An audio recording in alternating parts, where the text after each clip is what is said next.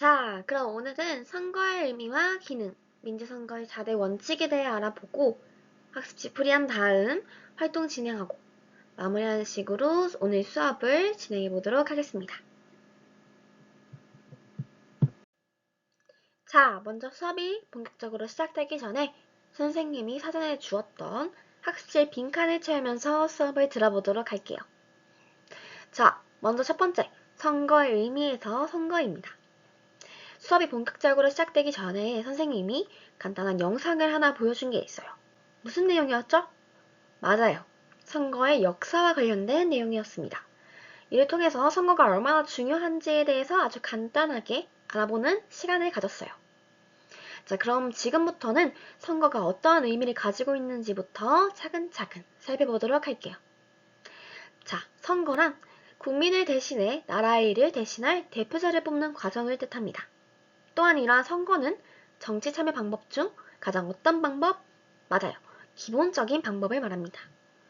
이래서 선거를 통해서 우리는 대의민주주의가 유지되고 발전할 수 있는 방법 중 하나라고도 말합니다.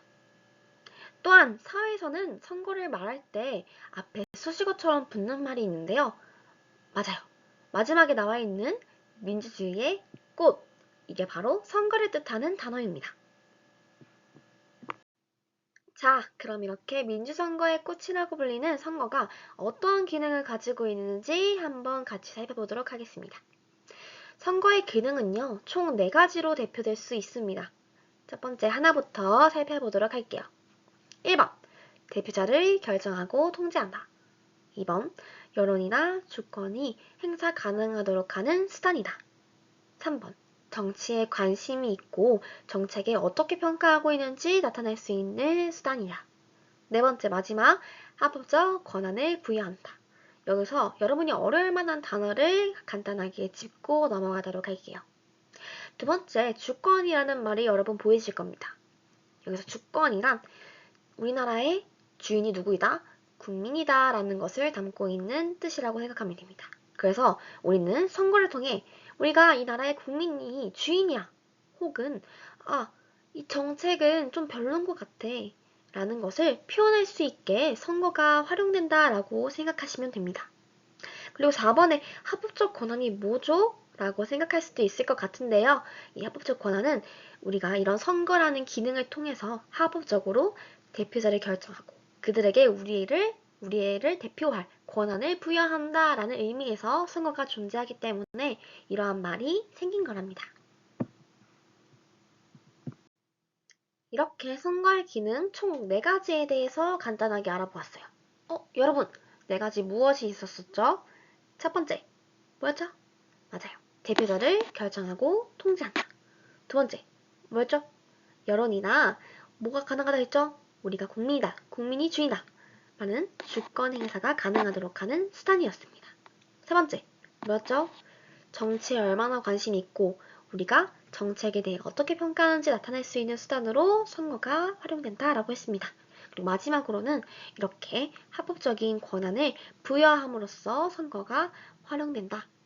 라고 이 총 4가지의 기능이 활용된다고 있다고 했습니다. 자, 그럼 이렇게 선거의 기능에 대해서 알아보았는데요. 선생님이 선거의 기능과 관련된 간단한 예시를 한번 가져와 봤습니다. 같이 한번 읽어볼게요. 자, 파란색부터 읽어보겠습니다. A정당의 국회의원들이 올바른 정책을 많이 했나봐. 이번 국회의원 선거의 절반 이상이 A정당 사람들로 당선된 것 같더라. 하니까 빨간색 풍선이 있는 사람이 뭐라고 했죠? 맞아. 그렇게 추측할 수도 있겠다. 이런 게 바로 선거의 기능 중 땡땡땡에 해당하겠구나 라고 했습니다.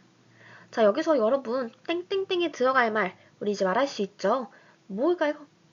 사례에서는 우리가 정책에 대해 어떻게 평가하는지를 선거를 통해 나타냈다고 했습니다. 어디서 많이 들어봤는데? 맞아요. 세 번째로 선생님이 설명했던 정치 관심 및 정책 평가가 바로 이 선거의 기능에 해당하는 사례겠죠? 맞아요. 그래서 이 빈칸에 들어갈 내용은 정책 평가 및 정치 관심 혹은 정치 관심 및 정책 평가가 들어갈 수 있겠네요. 자, 지금까지 선거가 어떠한 의미를 가지고 있고 어떠한 기능을 가지고 있는지 함께 살펴봤습니다. 마지막으로 우리가 살펴볼 내용은요. 민주선거의 4대 원칙입니다. 이러한 민주선거의 4대 원칙은 민주선거의 기본 원칙이라고도 불립니다. 어떠한 내용이길래 그런가요, 선생님? 이라고 물어본다면 우리가 민주적인 선거가 이루어지기 위해서는 다음과 같은 4가지 원칙은 반드시 이루어져 있어야 합니다. 라고 규정해 놓은 것입니다. 하나하나 살펴보도록 할게요. 첫 번째, 보통선거입니다. 선생님, 보통선거가 뭐예요? 네, 보통선거는요. 일정 나이 이상의 국민인 사람들에게 모두 투표권을 준다라는 내용입니다. 우리나라 같은 경우에는요. 만 18세 이상이 되면 누구나 투표권을 행사할 수 있게 규정이 놓았죠. 이러한 것이 바로 보통선거에 해당하는 내용입니다. 그럼 보통선거와 반대되는 말은 무엇이 있을까요? 선생님이 앞에서 뭐라고 했죠? 일정 나이 이상이 넘으면 누구나 투표권을 가질 수 있다라고 했습니다. 그럼 여기서 누구나와 반대말은 맞아요. 제한을 한다라는 말과 같죠? 그래서 이러한 보통선거와 반대되는 말은 제한선거가 있을 수 있습니다. 두 번째, 평등선거입니다. 평등선거는 선생님이 가지고 있는 투표권이나 교장선생님이 가지고 있는 투표권이 모두 같아야 한다라는 뜻입니다. 예를 들어서 선생님이 가지고 있는 투표권은 한 장이고 그 가치는 약 50 정도 된다고 가정해 볼게요. 반대로 교장선생님이 가지고 있는 투표권이 개수가 무려 3개이고 그 가치는 무려 70이라고 합시다. 이렇게 하면은 평등선거에 어긋난다라는 거예요. 선생님이 가지고 있는 투표권의 개수와 가치가 교장선생님이 가지고 있는 투표권의 개수와 가치와 다르면 안 된다라는 것을 담고 있는 게 바로 이 평등선거의 내용입니다. 그러면 선생님이 방금 말한 잘못된 사례는 평등선거의 반대말이 되겠죠? 바로 무엇일까요? 가치에 같지가 않다, 같지 않아. 차등이 존재한다 해서 차등선거가 이 평등선거의 반대말이 될 수 있습니다. 세 번째, 직접선거. 직접선거란 투표자가 직접 가서 투표를 해야 한다라는 내용이에요. 누군가에게 자신의 투표권을 넘겨주거나 할 수 없어요. 반드시 본인이 행사해야 해요. 예를 들어서 선생님이 선거날에 너무 아파요. 그래서 선생님이 너무 아파서 혹시 옆반에 있는 선생님이 대신 투표해줄 수 있을까요? 라고 하면 될까요? 안 될까요? 안 되겠죠. 바로 이 직접선거에 어긋나는 예시예요. 이렇게 투표장에서 본인이 가지고 있는 투표권을 직접 행사해야 한다라는 내용을 담은 게 바로 이 뭐라고? 직접선거의 내용입니다. 이러한 직접선거의 반대말은 누군가가 대신해주는 간접선거라는 말이 대신할 수 있겠죠. 마지막으로는 비밀선거입니다. 비밀선거란 누가 누구를 뽑았고 에 대해 알 수 없게 해야 한다라는 내용이에요. 예를 들어서 직접 야, 나는 A 정당의 사람을 이번에 뽑았어 라고 이야기하거나 자신도 모르게 야, 걔 A 정당 사람 뽑았대 라고 말하지도 않았는데 이게 드러난다? 안 된다.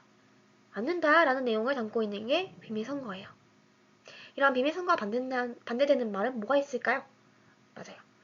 누가 누구를 뽑았고 누가 누구를 뽑았는지 모두가 알 수 있게 하는 공개선거가 이 비밀선거의 반대말이 될 수 있습니다.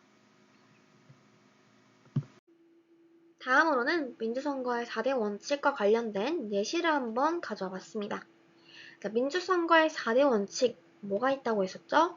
첫 번째, 보통선거, 두 번째, 평등선거, 세 번째, 직접선거, 네 번째, 비밀선거가 있다고 했습니다. 자, 다음이 어떤 원칙에 따른 사례인지 살펴보도록 할게요. 자, 선거 때 누구를 뽑았는지 서로 이야기하고 있습니다. 이것은 옳은 것일까요? 라고 했어요. 선생님 이거 어디서 많이 본 사례인데요? 맞아요. 선생님이 수업을 시작하기 전에 혜윤이와 선은이의 사례로 한번 살펴봤던 내용이었죠. 거기까지 했을 때 아니요 라고까지만 선생님이 알려주었어요. 지금은 이제 선거의 4대 원칙에 대해서 우리가 배웠기 때문에 어떤 원칙에 따라서 잘못된 것인지 말할 수 있죠? 자, 맞아요. 바로 비밀선거의 원칙에 따라 잘못된 것이라고 할 수 있습니다.